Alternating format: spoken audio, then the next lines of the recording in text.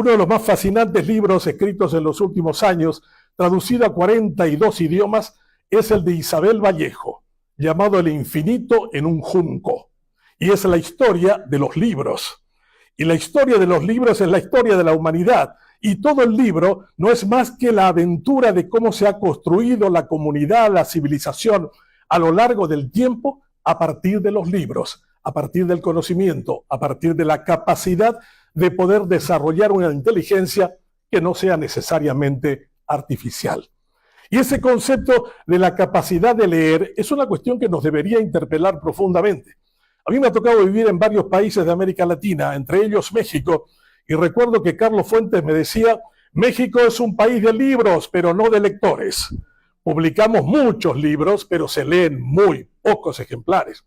Le pregunté a Carlos Fuentes, el viejo gringo, uno de sus grandes libros, cuánto vendió en México, y me dijo, nunca pasé de 5.000 ejemplares. 5.000 ejemplares en un país de 120 millones de habitantes. Sí, si no hubiera podido traducir al inglés, no hubiera podido sobrevivir como escritor en México. Cuando enseñaba en la UNAM, preguntaba cuántos libros imprimen ustedes acá, en la mayor universidad de América Latina, y una de las más grandes del mundo, con 500.000 alumnos, y sacan un libro por día. Recuerdo bien, 365 libros por año. Y le dije, ¿cuántos ejemplares publican? Y 500 o 600. Muy poco. Hoy en América Latina, y eso no es un problema de México, un joven de 18 años lee 25 páginas de un libro por año.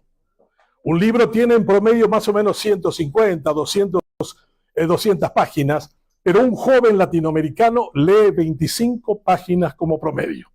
Nuestro problema es realmente muy grave, porque deberíamos preguntarnos como radialistas a quiénes les estamos hablando, con qué idioma le estamos hablando, con qué conceptos nos estamos buscando acercar a ellos.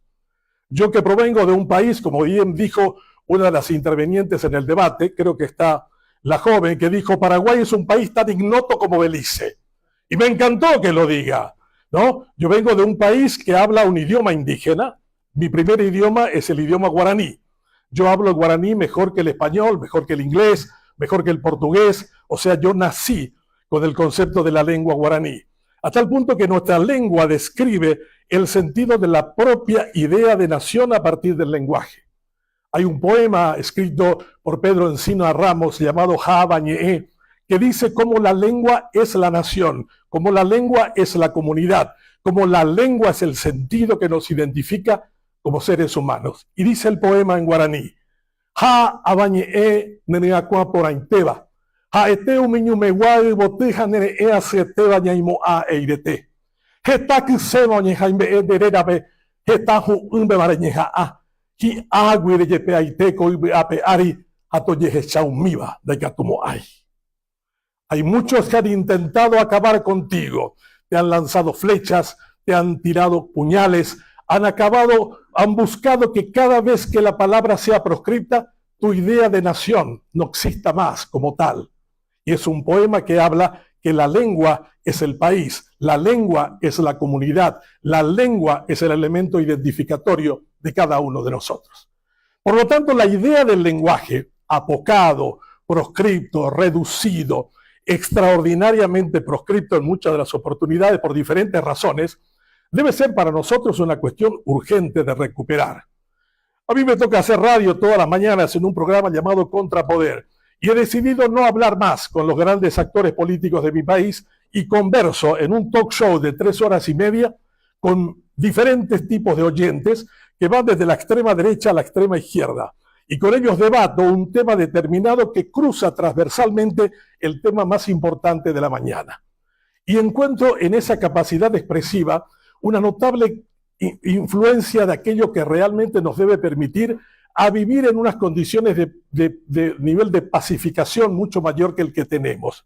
Emerson decía, cuando los seres humanos no pueden hacer de que las palabras resuelvan los conflictos, solo la fuerza, la violencia, es la única manera que tienen los seres humanos para dirimir sus conflictos. La libertad de expresión, la capacidad de poder expresar ideas determinadas, son las únicas formas de garantía que tenemos los seres humanos para evitar situaciones conflictivas. Shakespeare describía magníficamente en Calibán aquel personaje que realmente vivía en forma proscripta cuando dijo: al menos voy a aprender la lengua del invasor para maldecirlo en su propia lengua.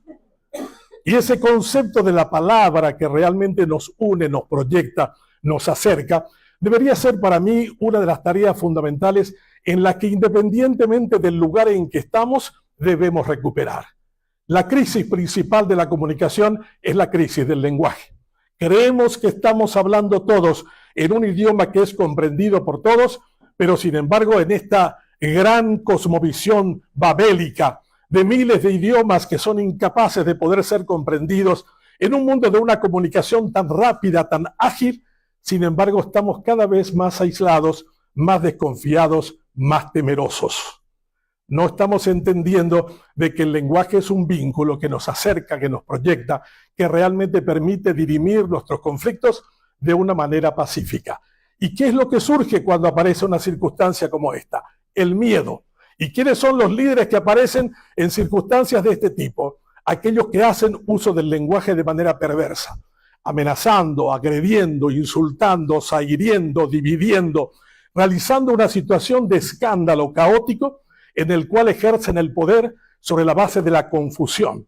Y en ese sentido, los comunicadores estamos interpelados para recuperar el concepto que es matricial de nuestra tarea.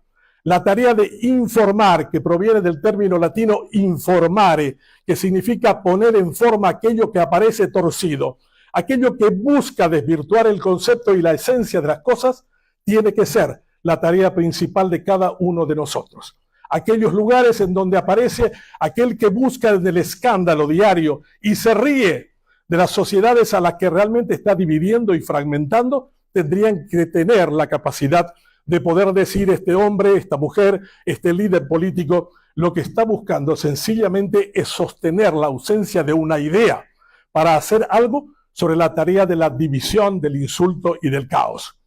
Donald Trump, Javier Milei, no son más que ejemplos, igual que Orbán en Hungría y en otros líderes políticos. Cuando yo analizo su lenguaje, este hombre no tiene nada que decir más que la tarea de dividir, de fragmentar, de buscar que el miedo y la respuesta del otro lado sea del mismo calibre que ellos.